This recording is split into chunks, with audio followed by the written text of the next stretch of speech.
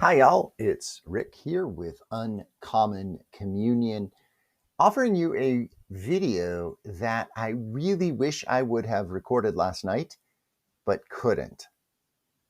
Tell you why here in just a moment. Let's begin as we always begin, recognizing, realizing, celebrating, affirming, raising up, shouting for joy that we are always and everywhere in the holy presence of God and each other. Well, yesterday evening, about this time actually, I'm recording this at 9:10. It was about this time that I was at this show. My buddy Mark, who I have talked about here other times, and I went to a wonderful, wonderful, amazing outdoor concert here in Columbus, Ohio, where we live. The band that we saw, the headliner was The Head and the Heart. And I'm going to tell you a little bit about the show and a little bit about the reason that this band is so significant for me. And then also at the end, I'm going to read a quote about music. So I'm doing this, my sharing of my experience, not because I think, it's like the most amazing, incredible thing, but I hope it was for me, but your hearing it may well not be. But here's what I'm hoping.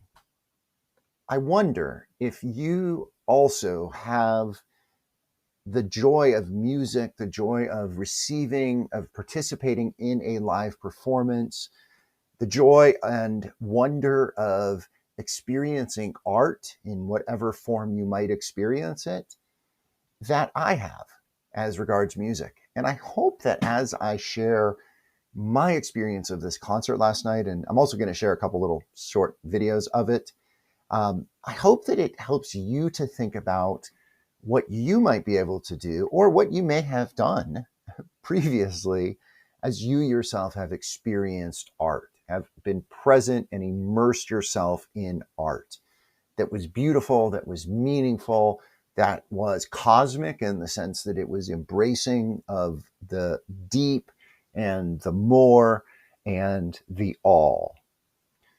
So that's my hope. It was amazing, as I have mentioned. We have a venue here in Columbus that is a small amphitheater, and it's called Kemba Live for those of you that are maybe local.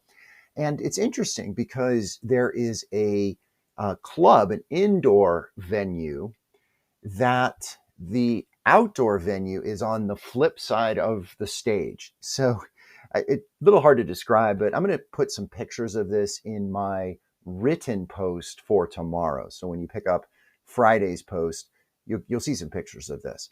But it's pretty cool, and it's actually very clever because that means that the same stage, the same backstage is used whether the band or performer is inside during the inside months or outside like it was last night. And so there's a small hill, that slopes down. Not a huge venue, maybe 2,000 people, 2,500 people, not a big venue. And last night was spectacular for the music. And there were three groups. The first group, which actually I was most interested by, was two guys, two young guys. I mean, I saw them at the merch table later, and they were probably early 20s, maybe, if even. And they call themselves Marfa. They're from Denver, but Marfa, I guess, is a town in Texas that they have some kind of a connection to. But anyway, it was funny because very much of a Simon and Garfunkel vibe. They each play guitars and harmonies.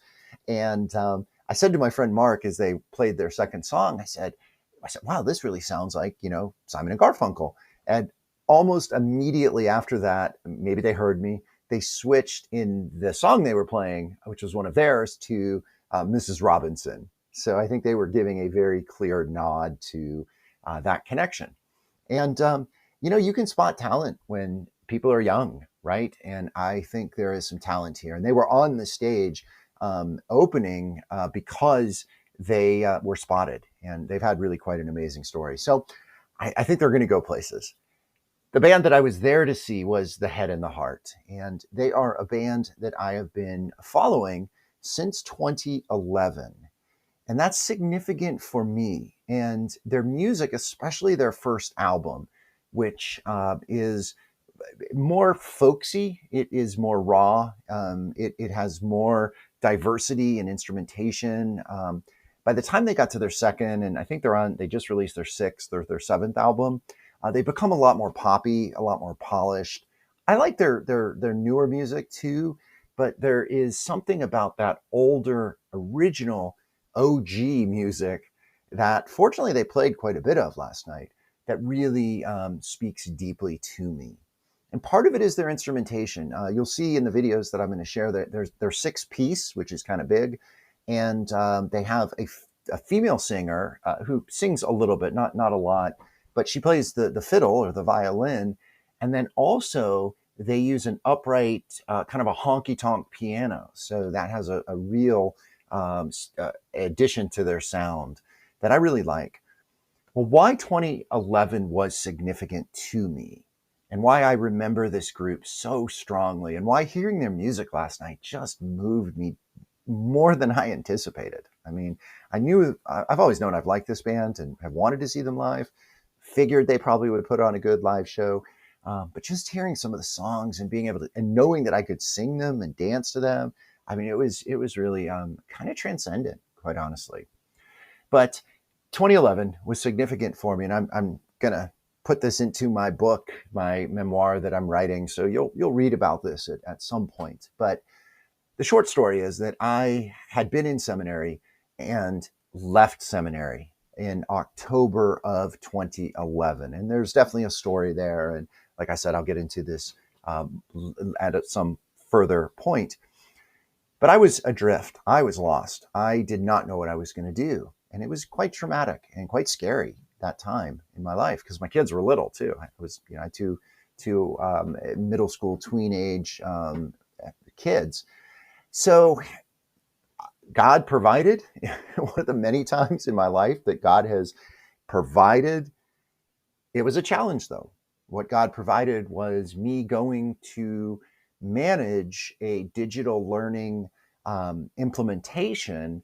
It was actually an intervention program, a literacy program for Scholastic Publishing, going to manage this in Davenport, Iowa, which is not super far from Columbus, but it required, every time I flew there, I required two planes. And sometimes smaller planes and a flight through Chicago or, one of the hubs, right?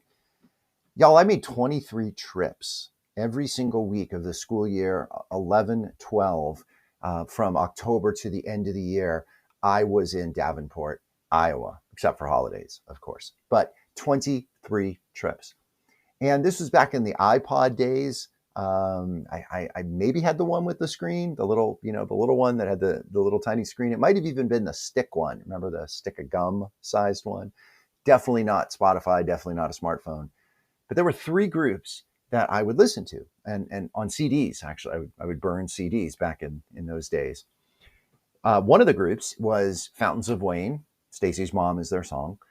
Second group was The Head and the Heart. And then the third group was Of Monsters and Men. And what is interesting to me and what I find sort of, telling or curious, I guess, is that I will have seen this summer two of those three groups live for the first time for me. So here we are, 14 years later from that point, and I'm finally getting to see, to experience live that music that was on repeat on my playlist a lot during that really difficult time because, I was there and I navigated it well and managed it well, but not really. And it was tough. And, there are some more stories there, but that led to what came next, which was even more miraculous. And like I said, more will come on that story.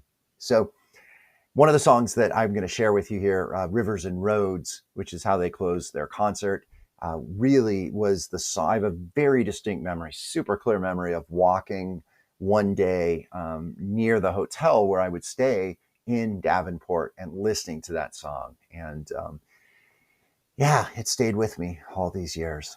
So I want to wrap up with a little reflection on music.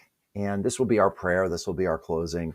And again, I really hope that as you hear this, you consider the music in your life and how just listening to the sounds of life, especially the sounds of nature, the sounds of your garden, your neighborhood, whatever it might be, that is music. The author is W.A. Mathieu. It's from this book again. Every time I pull this book out, I'm just like, man, I need to look at this every day. But here's what he says. He says, you can lie still in your room and hear music, room music. There exists thus spider music, moss music, cloud and thunderclap music, music of Gaia, and music of the spheres. And any or all of these are sensible to saints and sinners. And as ye are turned, so ye shall hear. Do not be surprised if at the core of some such music you find your own foggy fear or your own loneliness, or at the flung edge of it you come up hopelessly lost. Gradually you learn how you yourself are a kindred one of those musics, one among many in a lavish opera. You are made of music. Lonely music when you are lonely, vast music when you feel vast, even happy music sometimes. The whole stream of your life, already musical, is simply waiting for you to hear it. May you hear music. May you feel music in your head and in your heart, maybe from the head and the heart. May you do that. Thank you for being with me. Blessing and good. Be gentle. Be well.